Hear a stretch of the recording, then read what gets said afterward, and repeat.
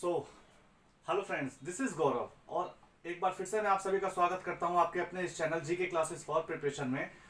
दोस्तों, जैसा कि आप जानते हैं कि हम लोग जो है हिस्ट्री का जो है हिस्ट्री की जो भी सीरीज चला रखी है हम लोगों ने, ठीक है।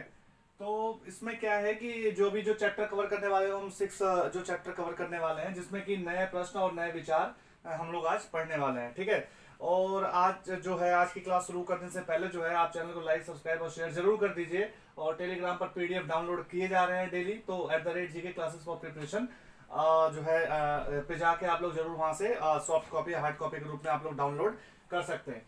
अच्छा, यूट्यूब पे जो है @गौरव के मिश्रा 95 के नाम से आप लोग सर्च करेंगे तो जो है चैनल आपको आसानी से मिल जाएगा, आपको दिक्कत नहीं होगी। और आज की जो यूट्यूब की क्लास है वो 29th जो है क्लास है, 29वीं जो क्लास है। आपको पता है कि इसके साथ साथ हम लोग एक विशेष जो है हिंदी व्याकरण की क्लास जो है हम लोगों ने चला रखी है। तो उम्मीद करता हूँ कि आप लोगों को क्लास भी अच्छी लग रही होगी। और बस यही आपसे एक रिक्वेस्ट है कि आप इसको चैनल को लाइक सब्सक्राइब और ज़्यादा से ज़्यादा लोगों को शेयर करिए, ठीक है, ताकि ज़्यादा से ज़्यादा लोग इसका फ़ायदा उठा सकें।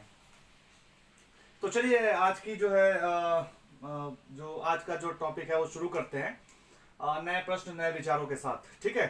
तो इसमें जो है हम बात करने वाले हैं जिस समय जो हमने लास्ट जो चैप्टर में पढ़ा कि जिस समय आप देखोगे कि जनपद और महाजनपदों का निर्माण हुआ, जिस समय महाजनपद बने उस समय कुछ नए विचार भी उभर के सामने आए थे, ठीक है। तो नए विचार कौन से थे जिसके बारे में आज हम चर्चा करने वाले हैं। तो जो नए विचार उस समय आप देखोगे तो लगभग आज से लगभग 2500 साल पहले बुद्ध के बारे में आपने सुना ही होगा, ठीक है।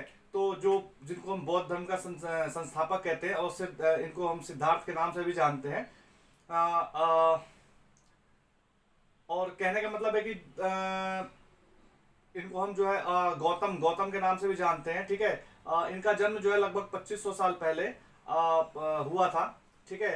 यह समय जो है तेजी से परिवर्तन का समय था, ठीक है। यह समय जो था वो तेजी से परिवर्तन का समय था। और क्योंकि उस समय जो है महाजनपद जो है बन रहे थे। आप देखोगे कि गांव में भी जो जीवन में बदलाव आ रहा था, ठीक है। बहुत से विचारक इन परिवर्तनों को समझने का प्रयास कर रहे थे, ठीक है। अच्छा, अब बुद्ध के बारे में बात करते हैं। जो बुद्ध थे वो बुद्ध क्षत्रिय थे तथा शाक्य नामक एक छोटे से गणित से संबंधित थे, ठीक है। युवावस्था में उन्होंने ज्ञान की प्राप्ति के लिए अपना जो है घर बार छोड़ दिया था। और बहुत दिनों के भटकने के बाद और बहुत से लोगों से विचार विमर्श के बाद जो है वो लास्ट में जो है बोध गया बिहार में पहुंचे, जहां पे उन्होंने बोधि वृक्ष के नीचे बोध गया में जो है बोधि वृक्ष यानी पीपल के पेड़ के नीचे उन्होंने तपस्या की, जहां उन्हें ज्ञान की प्राप्ति हुई थी, ठीक है। इसके बाद बुद्ध ने जो इसके बाद जो है बुद्ध जो थे, जो गौतम जो थे, जिन्हें हमने सिद्धार्थ बोला, वो जो थे वो बुद्ध के नाम से जाने गए। यहाँ से वे वाराणसी के सारनाथ नामक स्थान पर जाते हैं और उन्होंने वहां जाके अपना पहला उपदेश दिया था।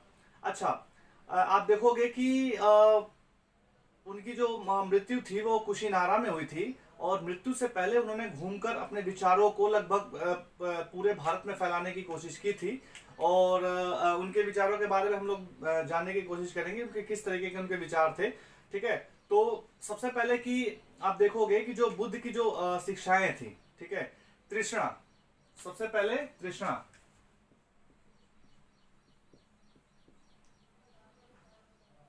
तृष्णा क्या है?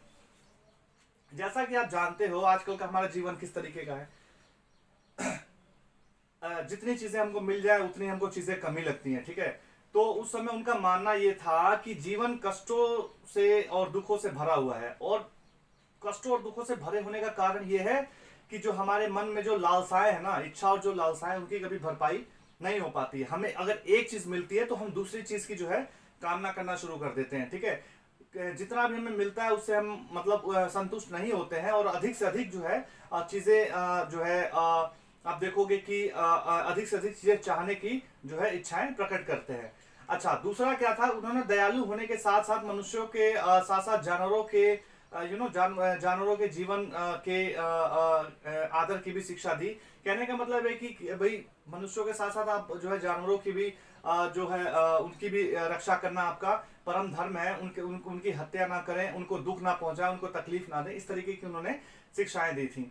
अच्छा, प्राकृत जो है प्राकृत भाषा का उन्होंने जो है इस्तेमाल किया। प्राकृत भाषा का इस्तेमाल इसलिए किया क्योंकि जो वहाँ के उस समय का जो समय था ना, उस समय जो आम बोलचाल की जो भाषा थी वो प्रकृत में थी, तो ज्यादा से ज्यादा अपनी शिक्षाएं जो है प्रकृत भाषा में उन्होंने पहुंचाने की कोशिश की ताकि आम लोग भी उनकी शिक्षाओं को समझ सकें। ठीक है। बुद्ध ने कहा कि लोग किसी शिक्षा को इसलिए स्वीकार ना करें कि ये उपदेश मतलब बुद्ध ने दिया है। ठीक है। इसलिए ना, सिर्फ इसलिए ना स्वीकार करें कि वो उपदेश जो है बुद्ध ने दिया है, बल्कि वे अपने विवेक से उस चीज को मापें, उसको समझें और उसको समझने की पूरी तरीके से कोशिश करें, उसके बाद ही जाके उन शिक्षाओं को ग्रहण करने की कोशिश करें। ठीक है। तो जैसा कि आप देख रहे हैं कि हम लोग बुद्ध की शिक्षाओं के बारे में बातचीत कर रहे हैं, तो आप देखेंगे कि जो इसी के साथ साथ जो जैन धर्म का भी जो है प्रवेश होता है, तो हम अभी उसके बारे में आगे बात करते हैं। उससे पहले हम लोग जान लेते हैं उपनिषद के बारे में। ठीक है। उपनिषद क्या है? इसी समय दूसरे जैसे चिंतक भी उभरे थे। ठीक है। जो दार्शनिक प्रश्नों पर आप उत्तर ढूंढने की कोशिश कर रहे थे।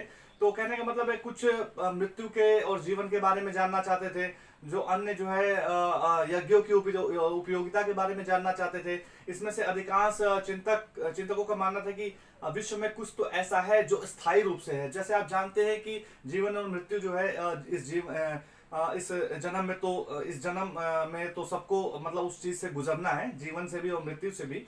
तो इसी चीज को जानने की उन लोगों ने कोशिश की थी कि कुछ तो ऐसी चीज होगी जो स्थायी रूप से जो होगी और जो मृत्यु के बाद भी बनी रहती होगी। तो उन्होंने इसका जो है इसका वर्णन आत्मा तथा ब्रह्मा अथवा सार्वभौम आत्मा के रूप में किया था। वे मानते थे कि अंततः आत्मा और ब्रह्मा एक ही है, सो ये चीजें कभी नष्ट नहीं होती हैं, यानी आत्मा और ब्रह्मा। ठीक है। क्योंकि जो आत्मा होती है शरीर से, एक शरीर से निकलती है दूसरे शरीर में प्रवेश कर जाती है, उनका ये मानना था। तो बेसिकली क्या है कि जैसे हम लोग भी बात करते हैं ना कि आत्मा जैसे एक शरीर में होती है, एक शरीर से निकल के दूसरे शरीर में चली जाती है। और आप देखते हो कि जो शरीर होता है, जो शरीर को हम लोग कहते हैं कि भाई शरीर जो है मिट्टी का रूप है, शरीर तो एक दिन मिट्टी में मिल जाना है। तो इस तरीके से उन लोगों ने ना वो खोजने की कोशिश की थी कि जो आत्मा है और ब्रह्मा का क्या तालमेल है। तो उन्होंने आत्मा और ब्रह्मा को एक माना और ये माना, इस निष्कर्ष पे पहुंचे कि जो आत्मा है और जो ब्रह्मा है ना, वो उनको खत्म नहीं किया जा सकता, वो नष्ट नहीं हो सकते। तो वो जो है वो आप कह सकते हो कि वो मतलब अमर है, वो चीजें जो है वो अमर है, वो खत्म नहीं हो सकती। ठीक है। तो ऐसे कई विचारकों का संकलन उपनिषदों में मिलता है। उपनिषद जो थे वो उपनिषद उत्तर वैदिक ग्रंथों का ही हिस्सा थे। ठीक है। और उपनिषद का आप कहोगे कि उपनिषद जो थे इनका जो शाब्दिक जो अर्थ होता है उपनिषद का, इसका जो शाब्दिक अर्थ होता है गुरु के समीप बैठना। ठीक है। गुरु के समीप बैठना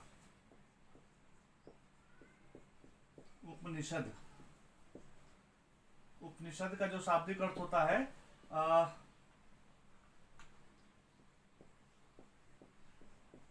गुरु के समीप बैठना। जैसा कि आप जानते हैं कि ये जो उपनिषद है ना, ये गुरु और शिष्य का वार्तालाप है एक तरीके का, यानी विद्यार्थी और अध्यापक के बीच जो है ये चर्चाओं का कह सकते हो, चर्चाओं का एक रूप है उपनिषद। ठीक है। इसमें इन चर्चाओं में जो पुरुष ब्राह्मण व राजा जो होते थे ना, वो जो है इसमें भाग लेते थे। कहीं कहीं स्त्रियों का भी वर्णन है, जैसे गार्गी, अपाला आप कह सकते हो, और इसके अलावा जो है घोषा है, मैत्रेयी है, जैसी स्त्रियां जो थी इसमें उन्होंने भी हिस्सा लिया है। ठीक है। जो ये स्त्रियां थी ना, वो जैसे मैंने बताया गार्गी, अपाला और घोषा और मैत्रेयी जो थी, वो कह सकते हो आप ये विद्वान स्त्रियां थी ना, विद्वान में इनकी गिनती की जाती है। ठीक है। तो इस तरीके की जो है स्त्रियां थी। अब हम बात करते हैं जैन धर्म के बारे में।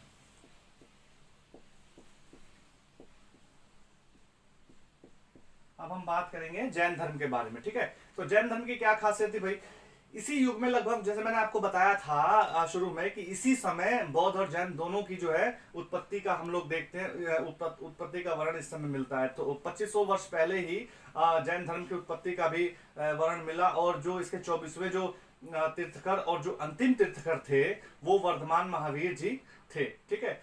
उन्होंने अपने विचार दिए। अच्छा, वर्धमान महावीर कौन थे? तो ये वज्जी संघ, जैसे हम लोगों ने वज्जी संघ के बारे में बात की थी ना, जहाँ जो एक ऐसा संघ है, एक ऐसा राज्य है या ऐसा महाजनपद था जो आप कहोगे कि जहाँ का एक राजा नहीं होता था, वहां पे कई लोग ऐसे थे जो उसके ऊपर शासन करते थे और सभी लोग राजा के रूप में जाने जाते थे। हम लोगों ने इसके बारे में बात की थी ना। तो वज्जी संघ जो था, वज्जी संघ के लिच्छवी कुल के एक जो है क्षत्रिय राजकुमार थे। 30 वर्ष की आयु में इन्होंने अपना घर छोड़ दिया, ये जंगल में रहे, ठीक है। कौन? महावीर जो थे 24वें ये जो तीर्थकर थे, ठीक है, जैन धर्म के 24वें तीर्थकर वर्धमान महावीर, इनको वर्धमान महावीर कहते हैं। ये थे 24वें तीर्थकर।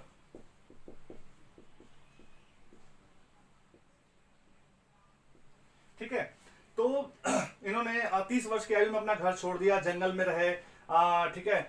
कठिन और एकाकी जीवन इन्होंने व्यतीत किया। इसके बाद इनको ज्ञान प्राप्त हुआ। इनकी शिक्षाएं क्या थी? इनकी शिक्षाएं बहुत ही सरल थी। सरल ये थी कि सत्य को जानने की इच्छा रखने वाले प्रत्येक स्त्री पुरुष को अपना जो है घर छोड़ना चाहिए। वो कहते थे कि अगर सत्य की आप खोज कर रहे हैं, चाहे आप स्त्री हैं या पुरुष हैं, आपको अपना घर जो है छोड़ना पड़ेगा, ठीक है। अपना घर जो है आपको छोड़ना पड़ेगा।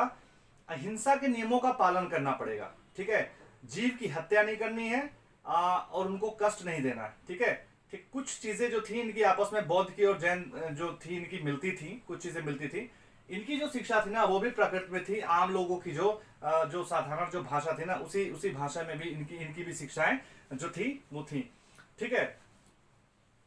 अच्छा, अब लोग जो थे इनके जो विचारों से प्रेरित हुए, ठीक है। इनके विचारों से प्रेरित होके लोगों ने जैन धर्म की ओर अपना रुख किया, ठीक है। जैन धर्म की ओर अपना रुख किया। और जो थे जैन धर्म को मानने वाले जो थे लोग थे, वो अपना जो जीवन था ना वो भिक्षा मांगकर सादा जीवन व्यतीत करते थे, ठीक है। ईमानदारी से अपना जीवन व्यतीत करते थे। ऐसे इनका मानना था कि जो जैन धर्म को मानेगा, जो जैन धर्म को मानने वाला होगा, वो किस तरीके से अपने जीवन को व्यतीत करेगा। यानी जो सिंपल और साधारण जीवन व्यतीत करना है, भिक्षा मांगकर अपना गुजारा करना है, एक्स्ट्रा मनी अपने पास इकट्ठी नहीं करनी है, यानी बहुत ज्यादा धन अपने पास इकट्ठा नहीं करना है, उतना ही मांगना है जितना आप उस दिन का गुजारा चला सको। फिर अगले दिन के लिए जाना है आपको भिक्षा मांगने के लिए, फिर आपको उस तरीके से आपको गुजारा करना है।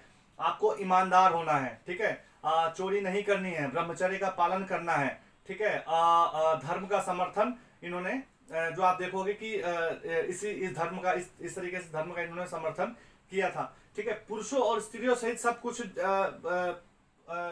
कुछ जो है त्यागना इसमें बताया गया था। हालांकि इसके जो नियम थे ना वो बहुत ही कड़े थे, ठीक है। हर कोई इसका पालन नहीं कर पाता था, ठीक है। तो ज्यादातर जो लोग थे ना वो इनकी हेल्प किया करते थे, जैसे भिक्षा देकर, ठीक है, कपड़े लत्ते देकर या इनके लिए विहारों का निर्माण कराकर, इस तरीके से इनकी मदद किया करते थे। कुछ लोग ऐसे थे जो घर में रहते हुए गृहस्थी जीवन में जो रहते हुए जो है इन नियमों कोशिश करते थे, नियमों का पालन करने की भी वो कोशिश करते थे, ठीक है। अच्छा, मुख्यतः जो था इसमें कौन कौन से लोग शामिल थे? जो मुख्यतः इसमें शामिल होने वाले लोग थे, तो इसमें व्यापारियों ने जैन धर्म का समर्थन किया था, ठीक है। व्यापारियों ने जैन धर्म का समर्थन किया। धीरे धीरे जैन धर्म जो था वो उत्तर भारत में फैला। उसके साथ साथ गुजरात में, तमिलनाडु में और कर्नाटक में भी जो है, गुजरात में, उत्तर भारत के साथ साथ गुजरात, तमिलनाडु और आप देखोगे कर्नाटका में भी ये जैन धर्म तेजी से फैला, ठीक है। अच्छा, जो ये शिक्षाएं थी ना वो शिक्षाएं कई दशकों तक, यानी कई शताब्दियों तक जो थी ये शिक्षाएं जो है मौखिक ही बनी रही। मौखिक यानी मुंह से बोला जाता था और कानों से सुना जाता था, फिर उनको कंठस्थ किया जाता था, फिर बाद में इस तरीके से उसको दोहराया जाता था। तो मौखिक ही जो ये थी शिक्षाएं बनी रही, ठीक है। आप देखोगे कि वर्तमान जो समय है, वर्तमान समय से मतलब जैन धर्म की जो शिक्षा है लगभग 1500 वर्ष पूर्व जो था गुजरात में बल्लभी नामक स्थान पर लिखी गई थी। जो इसकी जो पहली बार जो लिखी गई जो शिक्षाएं थी ना 1500 वर्ष पूर्व जो थी इसकी शिक्षाएं जो लिखी गई थी गुजरात के बल्लभी नामक स्थान पर। ठीक है, इसके बाद जो हम बात करने वाले हैं वो संघ के बारे में बात करने वाले कि संघ क्या था, संघ की खासियत क्या थी। ठीक है, जैसा कि आप जानते हो कि महावीर और जो बुद्ध दोनों ने घर त्यागने की बात की। ठीक है, ज्ञान की प्राप्ति की बात की, इसलिए उन्होंने संघ नामक जो है संगठन बनाया था। संघ नामक संगठन इसलिए बनाया था कि संघ नामक संगठन बनाने का एक कारण था कि घर को त्यागने के बाद लोग एक साथ रह सकें। अच्छा, संघ में रहने वाले जो बौद्ध भिक्षुओं के लिए बनाए गए जो नियम थे ना, आप देखोगे कि विनय पिटक नामक जो है जो ग्रंथ में मिलते हैं। ठीक है, जो आप देखोगे कि जो बौद्ध जो संघ में रहने वाले भिक्षुओं के लिए जो बनाए गए जो नियम थे, संघ में रहने वाले लोगों के लिए जो बनाए गए नियम थे वो विनय पिटक में इनके नियम मिलते हैं। ठीक है, इसके साथ साथ आप देखेंगे कि अनुमति अगर हम बात करें इसमें शामिल होने वाले लोगों के बारे में, तो इसमें कौन कौन से लोग शामिल हो सकते थे, कौन कौन से लोग शामिल हो सकते थे। उनको खास तौर से अनुमति लेनी पड़ती थी। शामिल होने के लिए अनुमति किससे लेनी पड़ती थी? उस समय तो राजाओं महाराजाओं का टाइम था, तो अनुमति लेते किससे थे? तो मैं बताता हूं आपको कि वो अनुमति जो होती थी वो मान लीजिए कि कोई बच्चा है, अगर कोई बच्चा है नाबालिग है तो वो जो है अपने माता पिता से अनुमति लेता था। दास को अपने स्वामियों से अनुमति लेनी पड़ती थी। ठीक है, राजा से अनुमति लेनी पड़ती थी। वहां काम करने वाले जो लोग थे ना उनको जो था राजा से अनुमति लेनी पड़ती थी। जो पुरुष थे, ठीक है, जो स्त्रियां थी उनको पुरुषों से अपने यानी अपने पतियों से जो है वो अपना वो लेना पड़ता, क्या अनुमति लेनी पड़ती थी। कर्जदारों को अपने देनदारों से अनुमति लेनी पड़ती थी इसमें शामिल होने के लिए। और आप देखोगे कि लास्ट में अगर जो रहने की जो व्यवस्थाएं थी ना वो स्त्री और पुरुषों के लिए अलग अलग व्यवस्थाएं की गई थी। ठीक है, अच्छा, संघ में जो है प्रवेश लेने वाले जो है अपना जीवन जो है सादा जीवन जीते थे, भिक्षा मांगकर अपना गुजारा करते थे। संघ में प्रवेश लेने वालों में ब्राह्मण, क्षत्रिय, व्यापारी, मजदूर, नाई, गणिकाय तथा दास आदि शामिल होते थे। इसमें कई इनमें से जो कई लोग थे ना, कई लोगों ने जो बुद्ध की शिक्षाओं के बारे में भी लिखा है तथा कुछ लोगों ने संघ में अपने जो जीवन के विषय में सुंदर कविताओं की रचना की है। आप देखोगे कि कुल मिलाकर किस तरीके से फली फूली जो ये विचारधारा थी, किस तरीके से पूरे भारत में जो है फली फूली है। ठीक है, और किस तरीके से जो है इसने अपनी जगह आम लोगों के बीच में बनाई है। ठीक है, तो इसका कारण आप क्या कह सकते हो? इसका कारण हम ये कह सकते हैं कि जिस तरीके से युद्ध का दौर था, जिस तरीके से युद्ध हुए, लोगों का झुकाव जो था परमात्मा की ओर हुआ, लोगों का झुकाव था भगवान की ओर हुआ, है ना। लोग मान लो दुखों से, कष्टों से, परेशानियों से निकलने के लिए उन्होंने आप देखोगे कि पूजा पाठ का सहारा लिया। इस तरीके से इन विचारकों को ध्यान में रखते हुए उन्होंने इनका समर्थन किया, इनकी शिक्षाओं को माना। किस तरीके से इन्होंने जो है अपने चीज़ों को समझने की कोशिश की, किस तरीके से उन्होंने सोचा कि लड़ाई झगड़े को छोड़ के हमको किस तरीके का मार्ग अपनाना चाहिए। तो इस तरीके से आप देखोगे कि बुद्ध की शिक्षाओं और महावीर की शिक्षाओं को किस तरीके से लोगों ने ध्यान में लिया। ठीक है, अब हम बात करते हैं विहार के बारे में। विहार क्या है? अच्छा, विहार का मतलब होता है कि आप देखोगे कि जैन तथा बौद्ध भिक्षु होते हैं। जैसे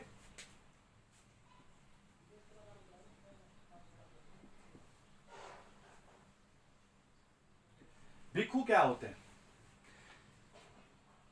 ये एक प्रकृति का प्राकृत जो भाषा है, प्राकृत भाषा का शब्द है। साधु के लिए जो है भिक्षु का इस्तेमाल किया गया है, यानी भिक्षु भिक्षुनियों, भिक्षु और भिक्षुनी यानी साधु। और जो आप कह सकते हो जो औरतें जो होती थी, जो साधु का रूप लेती थी, उनको हम भिक्षुनी कहते थे, और जो साधु होते थे उनको भिक्षु कहा जाता था। ठीक है, तो इस तरीके से जैन तथा जो बौद्ध भिक्षु होते थे पूरे साल एक स्थान से दूसरे स्थान पर घूमते थे। अपना जो अस्थायी निवास उन्होंने कहाँ बना रखा था, अस्थायी निवास उनका था उद्यानों में, जैसे बड़े बड़े बगीचे हो गए, बड़े बड़े पेड़ पौधे, उनके नीचे उनका अस्थायी जो था वो स्थान होता था। अच्छा, उसके बाद जो था आप देखोगे कि पहाड़ी क्षेत्रों और प्राकृतिक गुफाओं में, प्राकृतिक जो गुफाएं थी उनमें उनका अस्थायी स्थान होता था।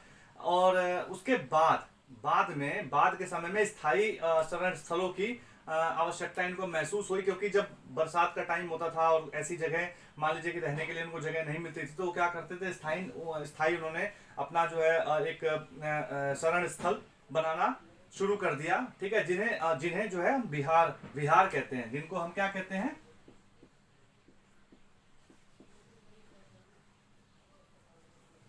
इसको हम विहार कहते हैं। ठीक है, आरंभिक विहार लकड़ी के तथा जो बाद में जो विहार बने थे ना वो ईंटों के बनने लगे। पश्चिमी भारत में कुछ विहार पहाड़ियों को खोदकर बनाए गए। ठीक है, विहार जो बनाए जाते थे उनमें किसका कौन लोग जो था उनमें समर्थन करते थे, तो वो धनी व्यापारी करते थे। वो अपनी जगहों में विहार बनवाते थे, उनके हेल्प से जो है विहार बनाए जाते थे। धनी व्यापारी थे, राजा थे, भूस्वामी इत्यादि जो इनके द्वारा जो दान दी गई भूमि थी ना, वो उन्हीं भूमियों पर इनको जो है विहारों का निर्माण स्थायी लोगों के स्थायी आप कह सकते हो स्थानीय जो ये लोग होते थे, जैसे राजा व्यापारी और इस तरीके के जो दान देने वाले लोग थे, वो देखोगे कि इनके द्वारा जो दी गई जमीन थी इनके ऊपर जो है इनका निवास स्थान बनाया गया। ठीक है, अच्छा, जो स्थानीय लोग होते थे वो भिक्षु और भिक्षुनियों के लिए भोजन, वस्त्र और दवाइयों का जो है आप कहोगे कि दवाइयों के लिए प्रबंध करते थे। और बदले में उनको क्या मिलता था, तो बदले में जो भिक्षु होते थे उनको शिक्षा देते थे। इस समय बौद्ध धर्म की एक नई धारा महायान का विकास हुआ। दो मुख्य विशेषताएं आप देखोगे कि जो महायान था उसके दो मुख्य विशेषताएं थी। बुद्ध की मूर्तियों में बुद्ध की उपस्थिति सिर्फ कुछ संकेतों के माध्यम से ही दर्शाई जाती थी। जैसे आप कहोगे कि जैसे निर्वाण प्राप्ति निर्वाण जो प्राप्ति थी, निर्वाण प्राप्ति को पीपल के पेड़ की मूर्ति के रूप में जो है दिखाया गया था। ठीक है, और बाद में जो था, बाद में बुद्ध की जो है प्रतिमाएं बनाई जाने लगी। और जो बुद्ध की प्रतिमाएं बनाई जाती थी वो ज्यादातर हमें मिली है मथुरा में। ठीक है, ज्यादातर मिली है कहाँ पे, मथुरा में, और कुछ जो मिली है तक्षशिला में मिली है। ठीक है, अच्छा, इसके साथ साथ दूसरा परिवर्तन क्या हुआ, वो बोधिसत्व में आया। आप देखोगे कि बोधिसत्व का क्या मतलब है, बोधिसत्व का मतलब है कि ज्ञान प्राप्ति के लिए एकांतवास में साधना करना। बोधिसत्व का मतलब होता है ज्ञान प्राप्ति के बाद एकांत में साधना करना, इसका जो है मतलब होता है। लेकिन ऐसा ना करके लोगों जो अनुयायी थे ना, जो बौद्ध धर्म को मानने वाले जो लोग थे, उन्होंने क्या किया कि वो लोगों के बीच में रहना उन्होंने पसंद किया और लोगों को शिक्षाएं देना पसंद किया। और लोगों जो है लोगों को ज्ञान देने के लिए वो यहाँ से वहां से यहाँ लोगों के बीच में ही भटकते रहे। ठीक है, बौद्ध धर्म जो था वो एशिया में, चीन में, उत्तरी कोरिया में, जापान तक फैला।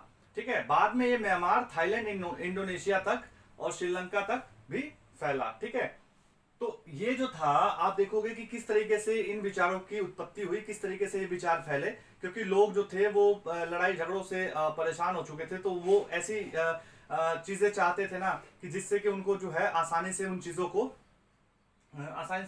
देख उन चीजों से निकला जा सके, और परमात्मा भी इसी बहाने वो परमात्मा को याद कर सके, उन चीजों से निकल के, और वो जो है उन चीजों को देख सके। ठीक है, इसमें हम एक आश्रम के बारे में बात करेंगे कि कुछ आप देखोगे कि आश्रम जो था वो आश्रम एक तरीके का एक चरण था। उसमें जो है आप देखोगे कि